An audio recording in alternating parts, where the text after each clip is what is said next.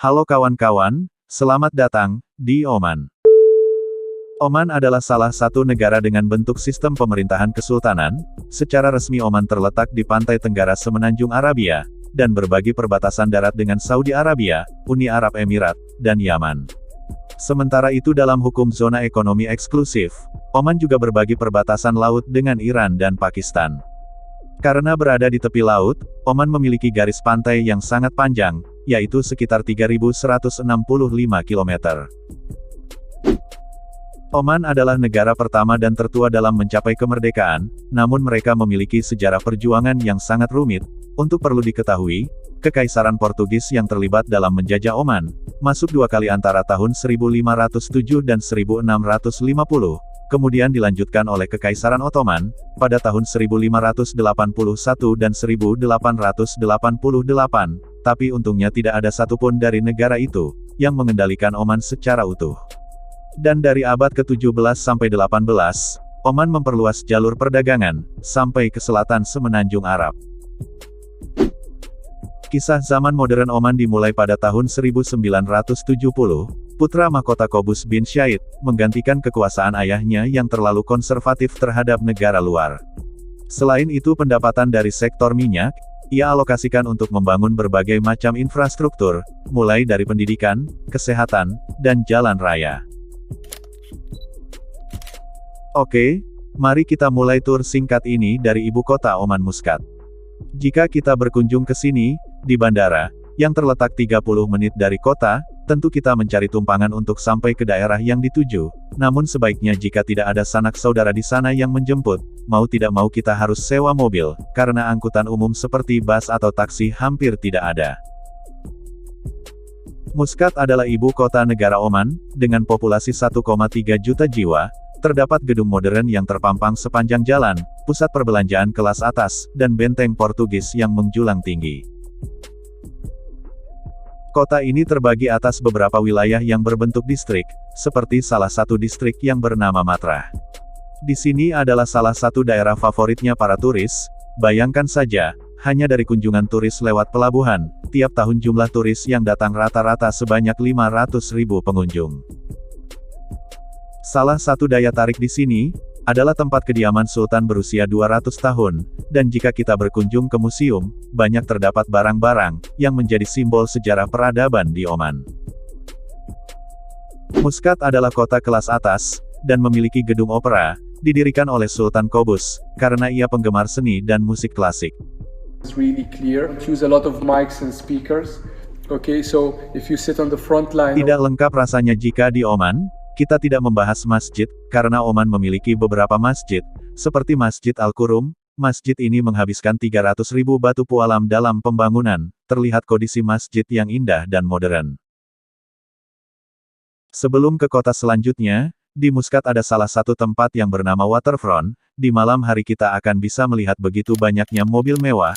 Tempat ini berlokasi di tepi pantai. Terlihat beberapa orang yang sedang menikmati waktu santai, dan hati-hati jika kita membuang sampah sembarangan di sini, akan didenda sebesar 3.800.000, jika meludah sembarangan akan didenda sebesar Rp825.000. Dari Muscat, kita pergi ke daerah yang lebih dalam di Oman, sebuah kota yang bernama Miswa.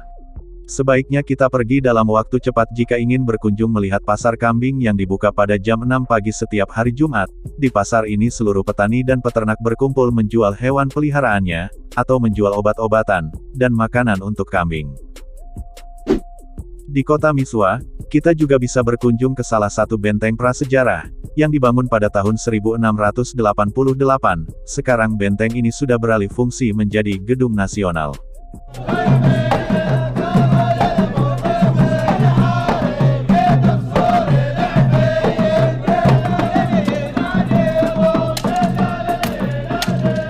Menyusuri jalan, kita akan sampai di suatu lembah. Meskipun rata-rata dataran di Oman berbentuk datar, tapi ada sejumlah pegunungan, salah satunya bernama Jebel Slams yang dijuluki sebagai Grand Canyonnya Timur Tengah, dan ketika kita ingin mendaki gunung, perlu kewaspadaan yang tinggi, karena di sini fasilitas keamanannya masih minim, tapi di puncak terdapat spot yang enak untuk menikmati sunset. Dari pegunungan kita menuju padang pasir yang bernama Sarkuya Sands.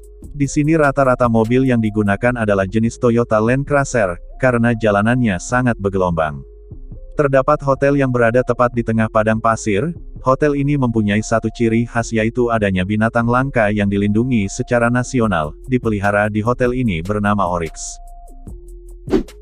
Kita akan bersama salah seorang penduduk lokal yang bernama Hamid.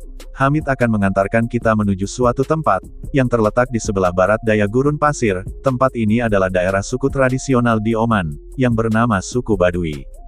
Mereka tinggal di rumah yang didirikan dari pelepah dan kulit binatang, tapi sudah layak untuk dihuni.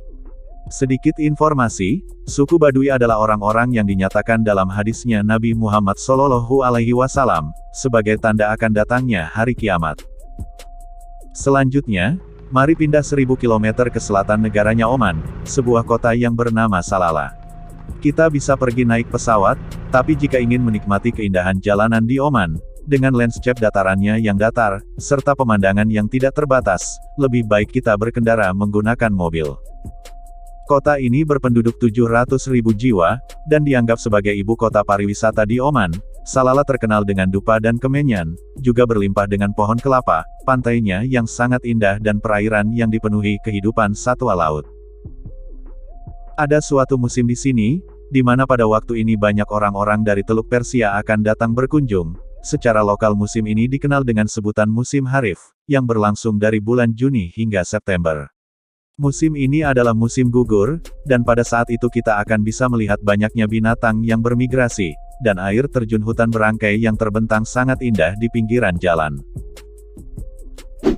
Pastikan juga jika kita sudah ada di sini, jangan lupa untuk berkunjung ke salah satu museum yang bernama Franklin Chase Land, yang dimana museum ini menjadi saksi peninggalan sejarah, betapa kuatnya bangsa Arab dalam bidang maritim ketika berdagang. Museum ini juga termasuk situs warisan dunia UNESCO.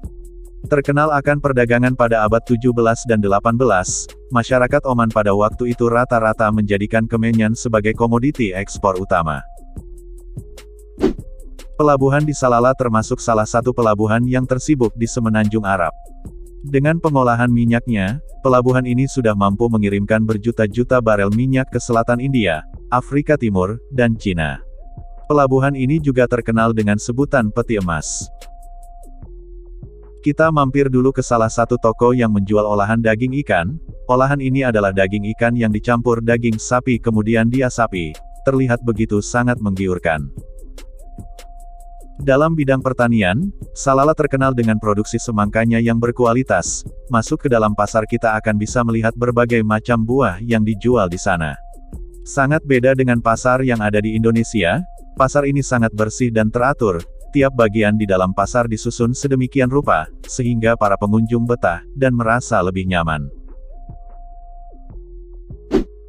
Pernah menonton film yang menceritakan seorang khalifah yang terkenal dengan keberaniannya yang bernama Umar. Film tersebut ternyata juga mengambil beberapa tempat syuting di sini. Ada salah satu benteng kuno yang masuk ke dalam situs budaya dan pariwisata di Oman. Kita bisa melihat benteng ini dibangun dari susunan batu dan tanah yang sangat padat. Di Oman sangat wajar jika seorang suami memiliki istri lebih dari satu. Berkunjung ke salah satu rumah penduduk setempat yang memiliki 3 orang istri, mereka tinggal di suatu rumah yang disebut kufan. Rumah ini terkenal dengan banyaknya jumlah ruangan, sepintas terlihat seperti sebuah hotel. Walaupun terkenal dengan industri minyaknya yang sangat berlimpah, yang tentu uangnya sangat banyak, di Oman ternyata terdapat juga wilayah miskin yang bernama Dukam. Kota Dukam terletak di tepi Laut Arab, dulunya adalah pemukiman para nelayan, tapi sekarang sudah beralih fungsi menjadi sarana pengolahan minyak bumi. Kenapa bisa miskin? Karena disebabkan orang-orang kaya di sana rata-rata adalah para pendatang, bukan dari penduduk lokal. Menyusuri jalan di selatan kota Dukam, kita bisa bersantai sekaligus berenang di salah satu tempat yang bernama Wadi. Di ujung sungai terdapat air terjun, di tengah hamparan gua alami.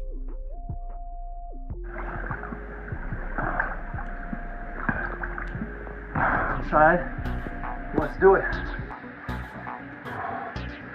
Hard time just keeping my phone without touching the walls.